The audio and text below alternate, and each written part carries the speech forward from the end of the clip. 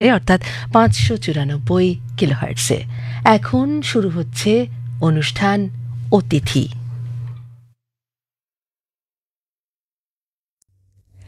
আকাশবাণী মৈত্রী, শুরু হচ্ছে অনুষ্ঠান অতিথি।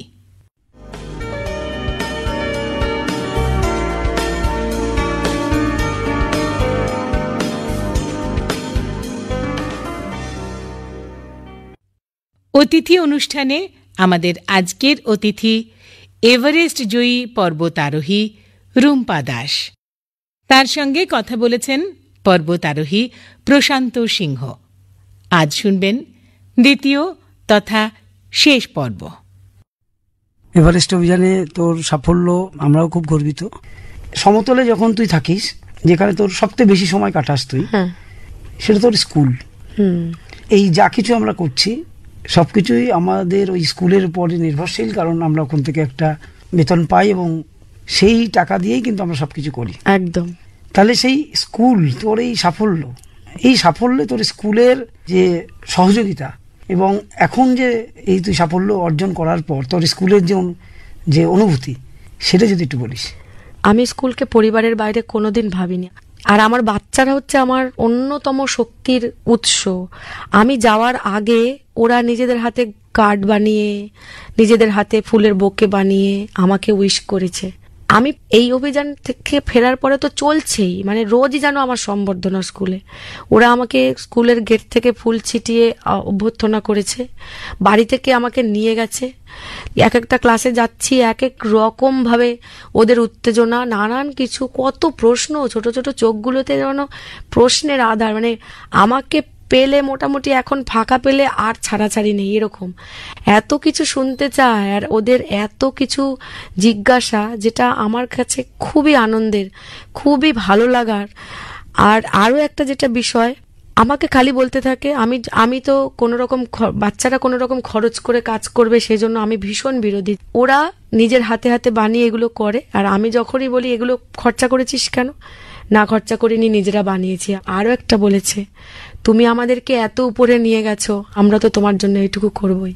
এই কথাটা আমার খুব ভালো লেগেছে এবং তাদের এই অনুভূতিটা কাজ করেছে যে আমি আমার স্কুলকে উচ্চতায় নিয়ে যেতে পেরেছি, এতটা উচ্চতায় নিয়ে যেতে পেরেছি। আমার মাস্টারমশাইরা ভীষণ হেল্প করেছে, ভীষণ বলার কথা না। আমার মাস্টারমশাইরা, স্কুলের ম্যানেজিং কমিটি, এরা তো আমার জন্য একটা বড়সড় সম্বর্ধনা প্রোগ্রামেরই আয়োজন করে ফেলেছে। আমরা দুজনেই ক্লাইম্ব করি, তুইও ক্লাইম্বার, আমিও ক্লাইম্বার। তো তোর কি মনে হয়েছে যে একজন মেয়ে হিসাবে ক্লাইম্বিং এ ছেলেরা একটু বেশি অ্যাডভান্টেজ পায় বা মেয়েরা কম পায় বা মেয়েরা বেশি পায় ছেলে? না, আমার কখনো সেটা মনে হয়নি, কারণ ক্লাবের সাথে এক্সপিডিশন করেছি, সেখানে এরকম কোনো বিভাজন কোনোদিনই ছিল না। আমাদের যে বা যারা যোগ্য তারাই সামিট করেছে এবং সেই যোগ্যতার প্রমাণ হয়েছে উপরের ক্যাম্পে যাতায়াতের মাধ্যমে। সে ছেলে মেয়ে এরকম বিভাজন দেখে কিছু হয়নি। ছেলেরা হয়তো শারীরিক শক্তিতে একটু এগিয়ে থাকে, কিন্তু মানসিক শক্তি উভয়েরই সমান। আর ক্লাবের এক্সপিডিশনে তো শুধু মেম্বার, কোনো ছেলে মেয়ে নেই। উচ্চতায় যে এক শক্তিশালী মানুষ একদম শক্তিশালী থাকবে তা সেটার কোনো মানে নেই। উচ্চতা অন্য জিনিস, এবং তাতে একজন মেয়েও ফিট থাকতে পারে, আনফিটও হতে পারে, সেখানে গিয়েও অসুস্থ হতে পারে। একটা ছেলেও একই ঘটনা ঘটতে পারে একটা ছেলের ক্ষেত্রে বা মেয়ের ক্ষেত্রে। ট্রেনে বাসে যাই যখন, কেউ তো আর জানে না যে আমরা ক্লাইম্ব করি বা ক্লাইম্ব, তো তাদের আলোচনা যখন শুনি আমরা যে এই এভারেস্ট খুব সহজ হয়ে গেছে এখন, রাস্তা একদম ইজি রাস্তা, দড়ি ফেলে রাখে, সবই তো শেরপালাই করে। হ্যাঁ, শেরপালাই করে করে তুলে নিয়ে যায়। হ্যাঁ, শেরপালা দড়ি লাগানো থাকে, ও তো তোমাদের আর কি, ও তো ওরাই সব করে দিচ্ছে। এই কথাগুলো যখন শুনি আমরা, তো যারা আমরা পাহাড়ে যাই তা আমরা বুঝি যে কি হয় এটা। যারা বলছে তারা হয়তো কখনো নিজের জানলাতেও হয়তো একেবারে পা দিয়ে ওঠেনি, একটা টুল দিয়েই উঠেছে, তো তারা এই ধরনের মন্তব্য করে। একদম সদ্য তুই ফিরে এসেছিস এভারেস্ট থেকে, তো এইটা তোর কি মনে হচ্ছে? প্রথমত আমি এই সমস্ত লোকের কথা শুনি না, কারণ তারা একটা 3 ফুটের পাঁচিলও কোনোদিন ডিঙায়নি, আমার বিশ্বাস। হ্যাঁ, রুট ওপেন করা থাকে, শেরপার সাহায্য নিতে হয়, কিন্তু চলতে তো নিজেকেই হয়। ডেথ জোনের লড়াইটা তো নিজেকেই লড়তে হয়েছে। এভারেস্টের করুণা পাওয়ার জন্য তো নিজেকেই প্রার্থনা করতে হয়েছে, এভারেস্টের জন্য নিজেকেই তৈরি হতে হয়েছে। তিলে তিলে নিজেকে তৈরি করেছি বছরের পর বছর ধরে। টাকাটাও নিজেকেই জোগাড় করতে হয়, সুতরাং লড়াইটা কিন্তু নিজেরই, যুদ্ধক্ষেত্রে সবাই একা। সেই জন্য এভারেস্টই, তার লড়াইটাও তেমনি। 8,848.86 মিটার, এ তো কোনো কারণেই কমে যাবে না। তোমাকে পৌঁছতে গেলে তো পুরোটাই পৌঁছতে হবে, এবং পুরোটা পৌঁছতে গেলে তো নিজের শরীরে নিজের মনেই পৌঁছতে হবে। একদম তাই। এভারেস্টের যে 8,000 মিটারের উপরে, অর্থাৎ ক্যাম্প 4-এর উপরে, আমরা বলি ডেড জোন যেটা বলি, সেখানে বাতাস একদম পাতলা, মানে অক্সিজেনের লেভেল একদমই কম থাকে।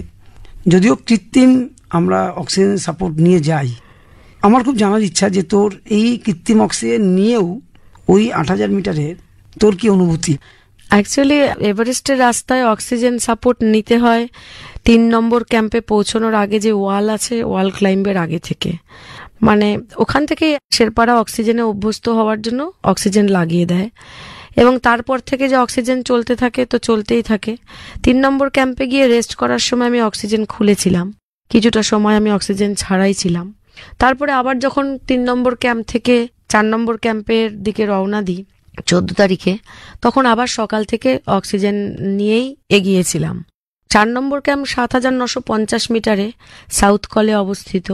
7,950 মিটার মানে আমি ডেড জোনে অলরেডি ঢুকে গেলাম, এবং প্রচণ্ড হাওয়া চলছিল, ব্লিজার্ড চলছিল, যার জন্য টেম্পারেচার আরও কম ছিল, এবং অক্সিজেন তো ছিল নাই বললেই চলে।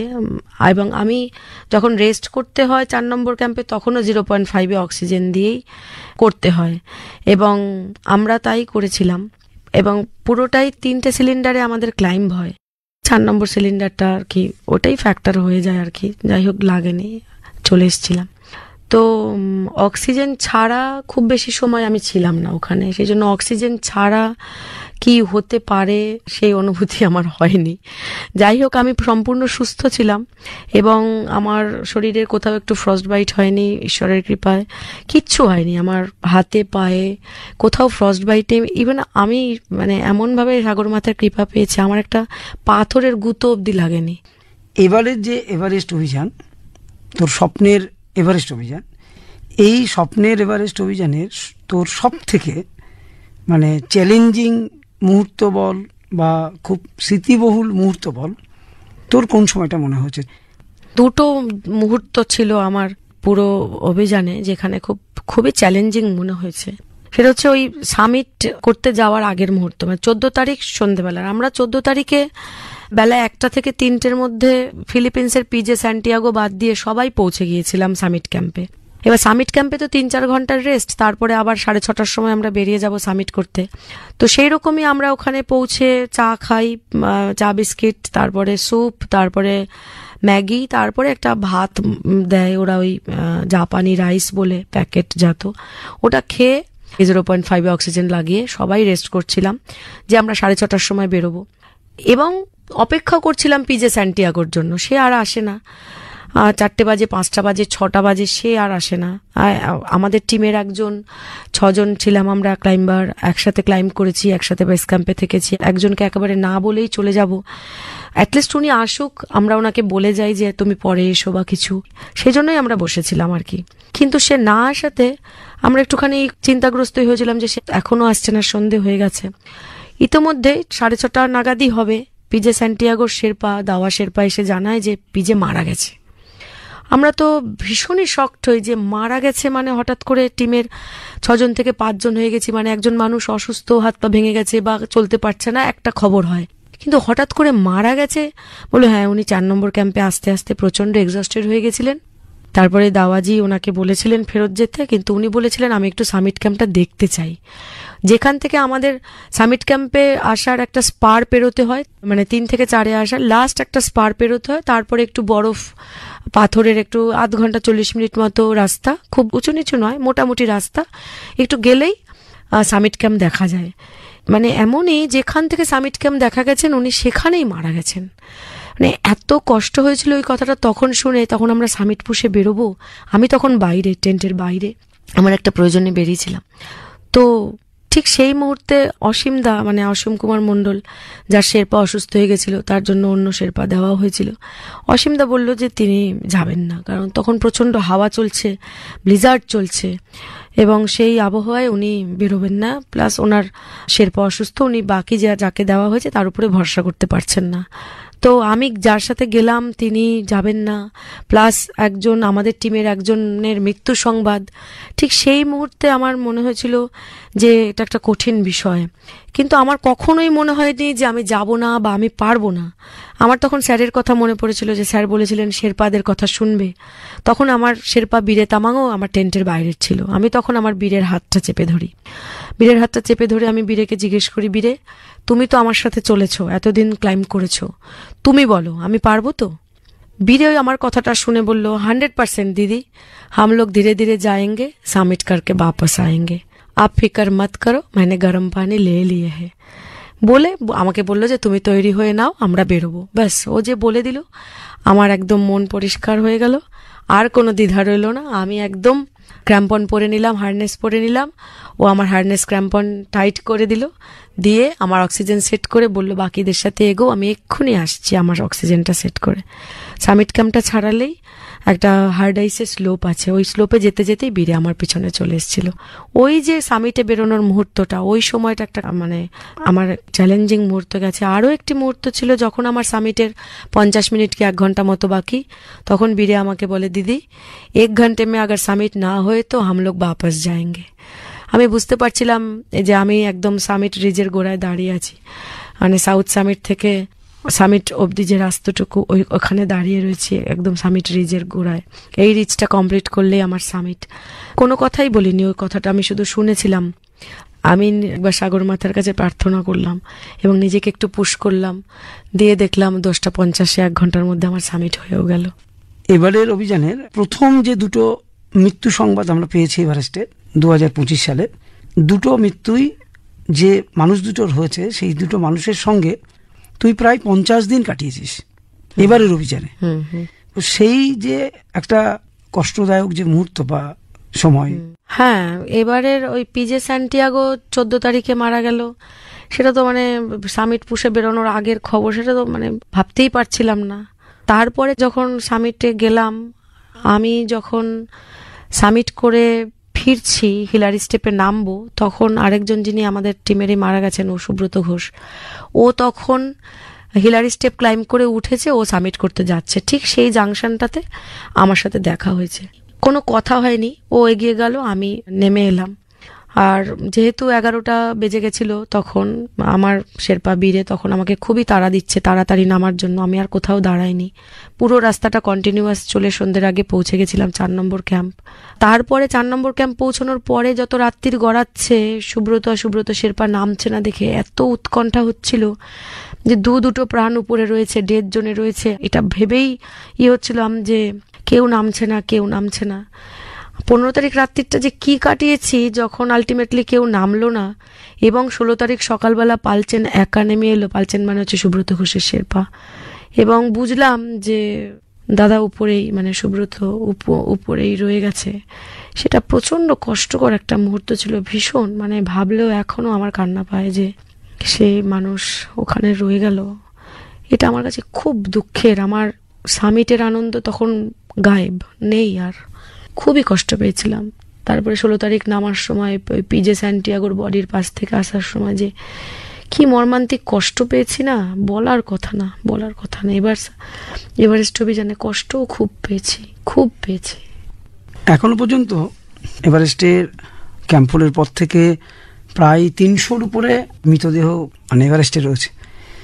তুই যখন সামিটে যাচ্ছিস বা সামিট পথে, তোর কি কোনো এরকম কোনো ডেড বডি চোখে পড়েছে, বা পড়লেও সেই সময় তোর যে মনের অবস্থা সেটা কেমন হয়েছিল? 3 নম্বর ক্যাম্পের থেকে 4 নম্বর ক্যাম্পে যাওয়ার সময় একটা ডেড বডি দেখেছিলাম, তো কিছু মনে হয়নি, আলাদা একটা দড়িতে হ্যাং করা। আর হচ্ছে আমাদের তো পিজে স্যান্টিয়াগোর দেহ 4 নম্বর ক্যাম্পের শুরুতেই ছিল। আর একজন ক্লাইম্বারের দেহ আমি দেখেছিলাম হিলারি স্টেপে একদম একটু নিচের দিকে, আর একটা দড়িতে হ্যাং করা, অনেক পুরনো দেহ।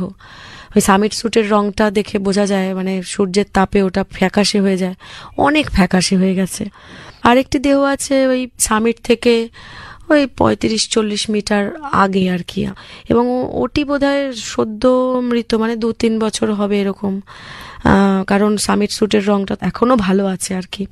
ওই বডি দেখে আমি ভেবেছিলাম যে উনি কেন বসে আছেন ওখানে, তারপরে দেখলাম না, ওটি একজন ক্লাইম্বারের মৃতদেহ। আমি প্রার্থনা করেছিলাম যে সাগর মাতা তাদেরকে শান্তি দিন।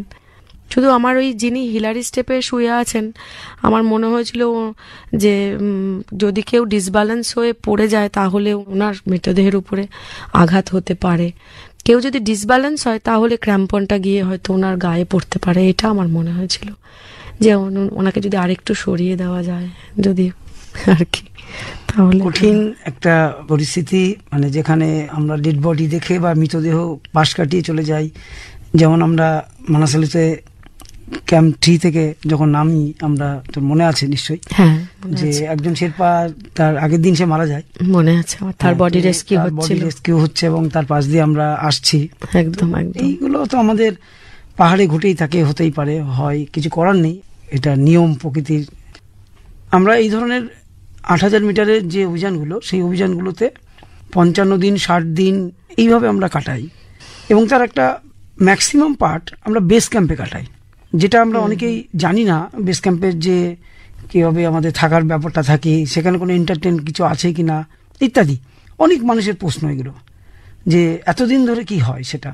বেস ক্যাম্পের যে ঘটনা, কিছু স্মৃতিবহুল ঘটনা, সেগুলো যদি একটু বলিস।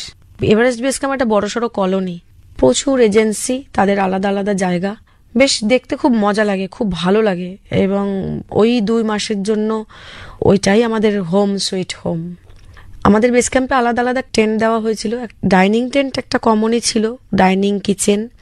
ওই ডাইনিং টেন্টেই সবার সাথে দেখা হতো, কথা হতো, হাসি ঠাট্টা মজা হতো। সকালবেলা 8টার সময় ব্রেকফাস্ট, দুপুরে 1টার সময় লাঞ্চ, রাত্রি 7টার সময় ডিনার, এই ছিল। আর বাকি সময়টা আমরা চেষ্টা করতাম নিজেদেরকে খুশি রাখার, ওই গান শুনে, সিনেমা দেখে, গল্প শুনে, ছবি তুলে।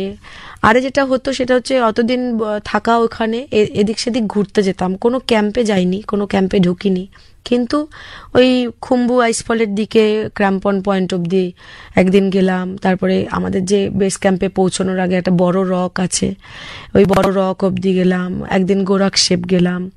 এই সমস্ত করেই সময় কাটানো আর কি, আর নিজেদের মধ্যে একটু হাসি ঠাট্টা মজা করে সময় কাটানো। আর ওখানে ইন্টারনেট পাওয়া যায়, হ্যাঁ, এন্টারটেনমেন্ট বলতে ইন্টারনেট কিনতে পাওয়া যায়, কিন্তু সেটা খুবই কস্টলি।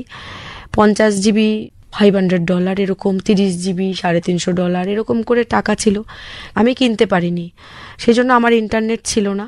আর আমাদের টিমের অনেকেরই ছিল, যদি একান্ত এমার্জেন্সি হতো তাহলে একটা মেসেজ করে দেওয়া একটু ওদের মোবাইল থেকে, আর কিছু নয়। আর এন্টারটেনমেন্ট বলতে আর কিছু ছিল না। এবার তোকে যেটা বলবো, যে 6000 মিটার বা 7000 মিটারের পিক তুই অনেকগুলো ক্লাইম করেছিস, গেছিস, তার যে শারীরিক প্রস্তুতি, আর এবার যে তুই 8000 মিটারের উপরে যে গেলি, এর জন্য কি আলাদা কোনো প্রস্তুতি বা তেমন কোনো কি এক্সট্রা কিছু করা, সেই রকম ভাবে কি কিছু তুই করেছিলিস? হ্যাঁ, 8000 মিটারের ক্ষেত্রে আমি প্রত্যেকবারই যেটা করি সেটা হচ্ছে আমি সকালের দৌড়ের সেশনটার সাথে বিকেলের জিমের সেশনটা অ্যাড করি। সকালে 5 কিলোমিটার রেগুলার দৌড়েছি, এবং সপ্তাহে একদিন করে 10 কিলোমিটার, এবং সকালে ফ্রি হ্যান্ড এক্সারসাইজ নিয়ে 1.5 ঘন্টা মতো প্র্যাকটিস করতাম আমি।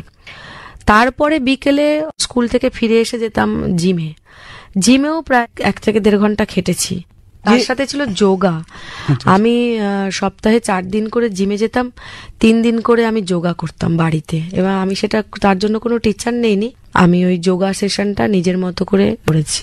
তুই এভারেস্ট অভিযান থেকে ফিরে আসার পর আমরা জানতে পারছি যে তুই হচ্ছে 5ম বাঙালি কন্যা যে এভারেস্ট অভিযানে সফল হয়েছিস। তোর মতন যারা মেয়েরা আছে, যারা আগামী দিনে এই পর্বতারোহণে আসতে চাইছে বা আসবে, তারা একদম শুরুটা কিভাবে করতে পারে বা আগামী দিনে কিভাবে তারা এগোতে পারে? হ্যাঁ, প্রথমত তো আমি সবসময় প্রায়োরিটি দেব পর্বতারোহণে আসার বা পাহাড়ে যাওয়ার জন্য মেয়েদের। তার কারণ হচ্ছে ছোটবেলা থেকেই মেয়েরা যতটা তাদের জানা শক্তি আছে তার থেকে কম শক্তিশালী ভাবাটা আমাদের অভ্যেস, সমাজের অভ্যেস, পরিবারের অভ্যেস। কোনো একটা কাজ শুরুতেই তাকে বলে দেওয়া হয়, ও এটা তোর কাজ না, তুই পারবি না। এই বলতে বলতে তার নিজের যা শক্তি তার থেকে সে নিজেকে কম শক্তিশালী ভাবতে থাকে এবং সেটাই আজীবনকাল সে বহন করতে থাকে। কোনো একটু স্ট্রেনুয়াস কাজই মনে হয় তার যে না, ও এটা আমি পারবো না, এটা আমার কাজ নয়। এই মেন্টালিটিটা ভাঙার জন্য ছোট থেকেই তাকে সামার ক্যাম্প করাও, নেচার স্টাডি ক্যাম্প করাও, যাতে সে পাহাড়ে চলাচল করতে পারে। পাহাড়ে চলাচল করে যেটা হয়, শরীরের শক্তি থেকে মনের শক্তি বাড়ে। সে যখন সেই চড়াইটা ভেঙে ওপরে উঠবে, আগে সে ভাবতে থাকবে এতটা চড়াই কি করে উঠবো। চড়াইটা ভাঙার পরে তার মনে হবে যে আমিও পারি। এই আমিও পারি মেন্টালিটিটা, এটা তার ক্ষেত্রে খুব কাজের হবে। তার কেরিয়ারের ক্ষেত্রে, তার পড়াশোনার ক্ষেত্রে, সব ক্ষেত্রে তাকে এগিয়ে দেবে। এটা গেল ছোটবেলা। তারপরে একটু বড় হওয়ার পরে রক ক্লাইম্বিং কোর্স। প্রতিটি রক ওয়াল সে ডিঙোবে আর জীবনের প্রতিটি হার্ডেল সে পেরিয়ে যাবে এবং কনফিডেন্সের সাথে। রক ক্লাইম্বিং কোর্স করলে এই জিনিসগুলো হবে, মানসিক শক্তি প্রচুর বাড়বে। তারপরে সে করবে ট্রেকিং এবং সবশেষে পর্বতারোহণ। পর্বতারোহণে সহ্য করার ক্ষমতাটা খুব খুব খুব প্রয়োজন এবং সেই সহ্য শক্তির একদম আলটিমেট পরীক্ষা হয়ে যায় যখন সে পর্বতারোহণে যায়। এবং সমাজে, সংসারে, কর্মক্ষেত্রে সে যে পরীক্ষা দিয়ে উঠেছে সেই পরীক্ষার আলটিমেট রেজাল্টটা সে পেয়ে যায়। এবং আমি সবাইকে, সমস্ত মেয়েদেরকে আমি বলবো যে তারা নিজেদেরকে, নিজেদের অপারগতা যেটা তাদের মধ্যে ঢুকিয়ে দেওয়া হয় জন্ম থেকে, সেটাকে জয় করার জন্য হলেও তাদের পাহাড়ে আসা উচিত।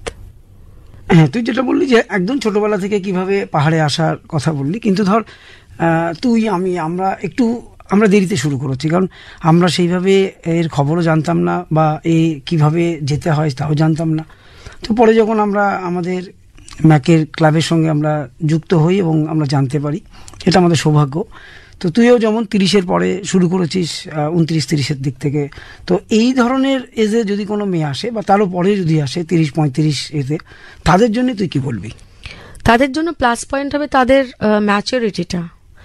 একটি মেয়ে যখন একটু বেশি বয়সে আসবে, যেমন আমি আফটার ম্যারেজ এসেছি, তাতে করে কি হয়েছে যে আমার ওই বিয়ের পরে বিষয়টা বন্ধ হয়ে যাবে এই বিষয়টা ছিল না, কারণ আমার হাজব্যান্ড এই বিষয়টার সাথে ভীষণভাবে জড়িত এবং ভীষণ ইন্সপায়ার করে আমাকে।